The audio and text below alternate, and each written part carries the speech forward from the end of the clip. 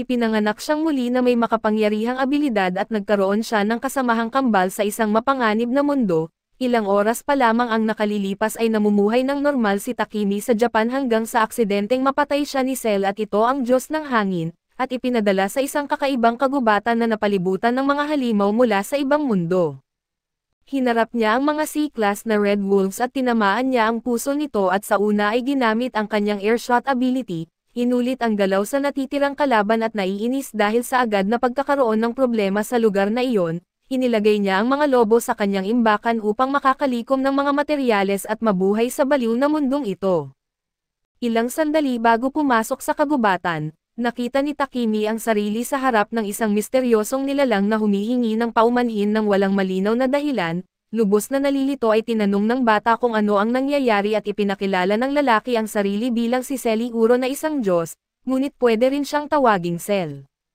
Ipinaliwanag ng Diyos na sila ay nasa isang banal na lugar kaya't inisip ni Takemi na ito'y isang biro, pero diretsahan na sinabi ni Cell na aksidente niyang napatay ang bata at ngayon, si Takemi ay nasa kagubatan at kailangang ipagtanggol ang sarili. Ayon kay Cell ay ginamit niya ang kanyang kapangyarihan upang ayusin ang isang problema sa space-time at aksidenteng natamaan ang tao sa kabilang dako dahil sa labis na paggamit ng kanyang kapangyarihan. Upang itama ang kanyang pagkakamali ay ipinadala ni Cell ang 28 taong gulang na may bagong katawan sa lugar ng Ayla, isang mundo na pinamamahalaan ng Diyos ng Hangin.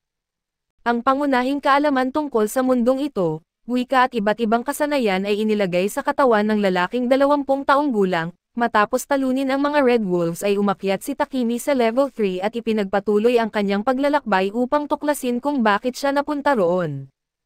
Habang naglalakad ay nakatagpo siya ng dalawang batang nawawala at sinubukan na makipag-usap sa kanila, pero tila natatakot sila para magtiwala at gayunpaman ay naramdaman niyang hindi niya maaaring iwan ang mga ito, at nang marinig ang kanilang mga sikmura na nagugutom ay kumuha si Takemi ng pagkain mula sa kanyang imbakan at binigay ito sa mga bata. Sa una ay nagdududa, pero sa kagutuman ay napilitan silang kainin ang pagkain at nakita ang kanilang punit-punit na damit. Nakahanap si Takemi ng kasuotan para sa bawat isa at inanyayahan silang pumunta sa lungsod ngunit hindi tumugon ang mga bata.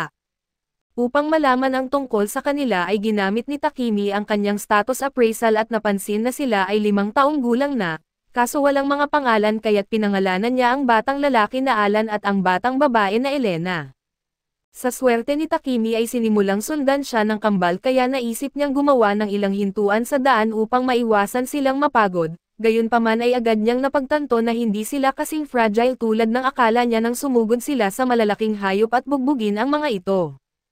Matapos ang unang pagkabigla, tinanong ni Takemi ang mga bata na bigyan siya ng babala kapag muli silang magsasagawa ng ganung aksyon at nag-agree sila bilang pagsang-ayon. Kakaiba ito at napakahusay ng mga batang ito sa kabila ng mapanganib na kagubatan at sinusunod pa nila ang utos ni Takemi na bigyan siya ng babala, tungkol sa paparating na oso bago nila ito patayin. Bilang gantimpala sa pagsunod sa mga patakaran ay binigyan sila ni Takemi ng tapik sa ulo, at sa parehong oras ay tuluyan na napapalapit ang kanyang puso sa mga batang ampon at habang ipinagpapatuloy ang kanilang paglalakbay, tinalo ni Alan at Elena ang sinumang humaharang sa kanilang daraanan habang nakatayo lang si Takemi na nakatawid ang mga braso. Nang magsimulang lumubog ang araw, inihayag ng amang ampon na magkakamp sila roon para sa gabi at tinawag ang mga bata upang mag-ipon ng panggatong. Matapos ihanda ang pagkain sa ibabaw ng apoy, nagsalo-salo silang lahat at tila mas comfortable na ang mga bata kaysa sa simula. Sa oras ng pagtulog, nagcast si Takemi ng isang protection barrier sa paligid ng puno upang bigyan ng kanlungan ang mga bata. Minamarkahan ang simula ng kanyang pakikipagsapalaran sa lugar ng Elia at pagsapit ng bukang liwayway, dumating sila sa lungsod na ikinagulat ng mga gwardya na hindi inaasahan na may isang binata at 2 bata na makaligtas mula sa Gaia Forest, isang lugar na inirerekomenda para sa mga rank A. Bilang palusot, sinabi ni Takemi na nanggagaling sila sa kanayunan at naghahanap ng mga halamang gamot na matatagpuan sa lugar na iyon, kaya hindi sila nagpunta sa kalaliman ng kagubatan at laging nanatiling ligtas na distansya. Tinanggap ng mga gwardya ang paliwanag at tinanong ang pagkakakilanlan ng guardian, ngunit dahil wala siyang pagkakakilanlan ay dinala ang estranghero para sa inspeksyon at pagproseso. Una ay tumanggap siya ng isang magical tool na nagche-check para sa criminal record at iniisip niyang walang magiging problema, ngunit nag-aalala siya dahil wala silang tatlo ng anumang pagkakakilanlan sa mundong ito. Sa kabutihang palad, naging maayos ang lahat at nakatanggap si Takemi ng pansamantalang ID para sa kanya at sa mga bata at kung plano niyang manatili ng matagal, kailangan niyang makakuha ng opisyal na ID mula sa guild. Upang masimulan ang pag-uusap, ninitian ng sundalo ang mga bata ngunit natakot sila at nagtago sa likod ng kanilang bagong guardian at habang naglalakad sila sa lungsod, napansin ni Takemi na natatakot sina Alan at Elena sa mga estranghero. Pagkatapos ay bumisita siya sa isang dambana ng Diyos ng Hangin at kinontak si Cell, ipinaliwanag ni Takemi na nakakita siya ng dalawang bata sa kagubatan ng Gaia at iniisip niyang ang pinakamainam na gawin ay iwan sila sa isang ampunan na ikinagulat naman ni Cell. Gayunpaman, ito'y isang bitag lamang ni Takemi upang malaman na si Cell nga ang naglagay ng mga bata sa kanyang landas na ito, habang sinasabi ni Cell na hindi niya kilala ang mga bata ay naalala ni Takemi na mayroong 5 Diyos sa mundong ito, ang Diyos ng hangin, apoy, tubig, lupa at ang Diyosa ng paglikha at ito si Mar Andola. Dahil isa si Cell sa mga ito, hindi makatwiran na hindi niya kilala ang mga bata sa kanyang nasasakupan at sa pagkakapwersa. Inamin ng Diyos ng hangin na ang mga bata ay hindi pangkaraniwan at delikado silang iwan ng mag-isa, kaya't umaasa siya sa tao na alagaan sila. Bagaman nainis dahil hindi siya binalaan, tinanggap ni Takemi ang alok at dinala ang kanyang mga ampon upang maghanap ng matuluyan para sa gabi. Sa huli ay hindi mapigilan ng kambal ang kanilang tuwa nang makita ang isang mainit at komportableng kama, kaya't ginamit nila ang pagkakataon upang maglaro at ubusin ang natitirang enerhiya bago matulog. Sa bukang liwayway ay binati si Takemi ng magandang umaga nina Alan at Elena. Ito ang unang pagkakataon na nagsalita sila at nag-aalala siya sa kanilang reaksyon pagdating sa lungsod na maraming estranghero, ngunit mukhang magiging maayos ang lahat. Di nagtagal ay inihayag niya na dadalhin niya sila sa Adventurers Guild at pagdating sa guild, sinalubong si Takemi ni Luna at humiling na mahirehistro bilang isang adventurer kasama ang mga bata dahil walang minimum na edad na kinakailangan. Matapos punan ang mga form ay naakit si Takemi sa guild subalit sina Alan at Elena ay tila nag-atubili pa rin. Pinawi ng taong namamahala ang kanilang takot at sinabing wala silang dapat ikabahala. Pagkatapos ay handa na ang mga ID card at natuklasan ni Takemi na maaari itong magamit bilang pagkakakilanlan. Bukod dito ay nakita niyang umabot na siya sa level 11 matapos ang mga ginawa niya sa kagubatan ng Gaia.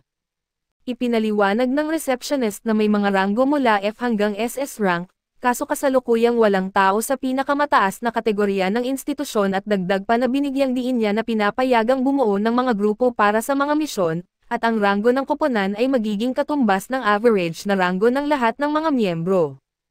Kailangan pumili ni Takemi ng trabaho mula sa board at dalhin ito sa reception bago ito isagawa. Pag natapos ang misyon ay posible nang ibenta ang mga nakuhang bagay mismo sa guild at sa pagsasalita tungkol dito, binanggit ni Takemi na gusto niyang bumuo ng grupo at sinabi ng receptionist na kailangan ng pangalan ang koponan.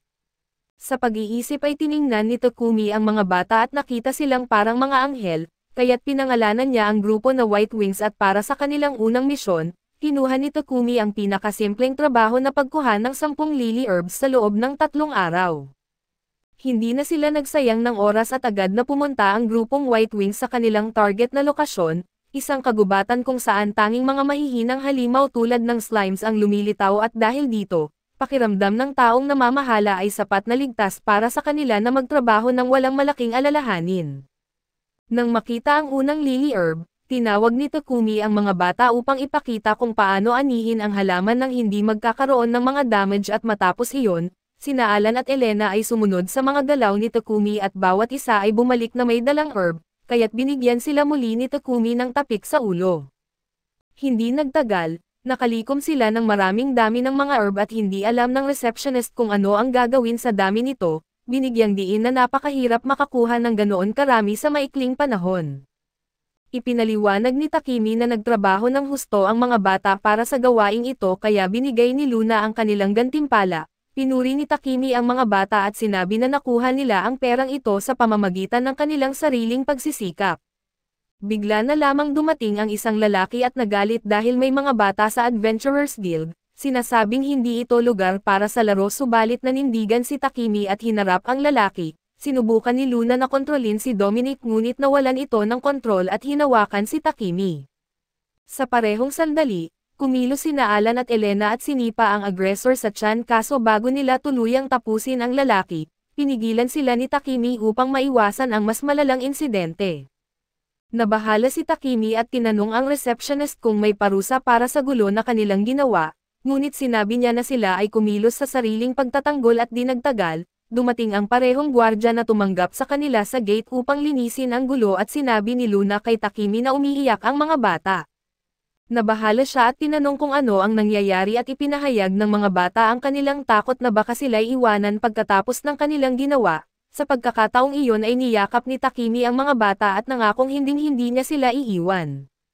Habang ipinapaliwanag ang nangyari sa gwardya, kinuwento ng adventurer ang laban kay Dominic at sinabi ang kanyang pangalan, gayon din ay ipinakilala ng sundalo ang sarili bilang si Grand Valuan at ito ang ikalawang kapitan ng Cheyenne branch ng Guardian Knights. Nang malaman na umiyak ang mga bata dahil sa takot na maiwan, tinanong ng opisyal kung talagang kaya niyang gawin iyon at labis na ikinasama ng loob ni Takemi. Ipinaliwanag ni Takemi na sina Alan at Elena ay hindi niya mga anak at natagpuan niya ang kambal sa kagubatan ng Gaia, ngunit hindi niya alam kung iniwan sila o naligaw doon. Narinig ito ni Luna at naalala niya na may grupo ng mga mangangalakal ng alipin mula sa kaharian ng Argo na inatake ng mga halimaw malapit sa kagubatan ng Gaia. Natatakot si Granval na ginamit ang mga bata bilang handog upang makaiwas ang mga mangangalakal sa mga halimaw. Tinanong ni Takemi kung maaari niyang alagaan ang dalawa at alam ng sundalo na malapit na ang mga bata sa kanya, kaya kinilala niya si Takemi bilang guardian ng nawawalang kambal at sinabi ng gwardya na maaari siyang tawaging Vault, ngunit si Luna na mahilig sa mga ekspedisyon sa mga misteryosong lugar ay sumisingit upang malaman kung anong mga materyales ang nakolekta ni Takemi mula sa kagubatan ng Gaia. Binanggit ni Takemi na nakakuha siya ng mga bahagi ng Red Wolves, at hiniling ni Vault sa kanya na ibenta ito kay Luna dahil siya ay obsessed sa mga quality na materyales at sa kabutihang palad. Bukod sa pagiging obsessed ay mahusay magbayad si Luna para sa mga materyales na binibili niya, kaya't si Takemi at ang kanyang mga anak ay nabigyan ng malaking halaga ng pera bilang gantimpala sa kanilang pagsisikap.